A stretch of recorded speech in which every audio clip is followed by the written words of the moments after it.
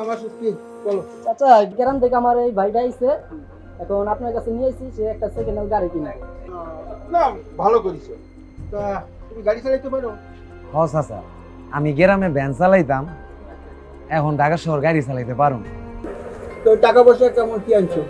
চাচা, আমি গ্রামে গাড়িটারে বেচতা যা হইছে আপনার বাসা ভাড়া নিয়া টিয়া সবকিছু খরচ করে আমার কাছে এখন 40,000 টাকা আছে। 40,000 টাকা? 40,000 টাকা তো গাড়ি হবে না। চাচা একটা ব্যবস্থা কইরা দেন না চাচা। চাচা একটা ব্যবস্থা করে দেন, আমি তো আপনার এখানে গাড়ি চালাই অনেক বছর ধরে। ঠিক আছে, তুমি যখন বলছো ব্যবস্থাটা হয়ে যাবে। ওই যে সোহান আছে না, সোহান একটা গাড়ি বিক্রি করবে, ও তো দেশের বাইরে যাবে। তো আমাকে বলছিল কাকা গাড়িটা বিক্রি করে দেওয়ার জন্য। দেখ, তুমি যখন চাইছো চলো, আগে তুমি ওই গাড়িতে নিয়ে যাই, ওই গ্যারেজে আছে বুঝছো, ওই গাড়িটা দেখাই দিই, তোমার আচ্ছা। পছন্দ হলে তোমাকে কিনে আচ্ছা, নিয়ে ঠিক আছে। আসো।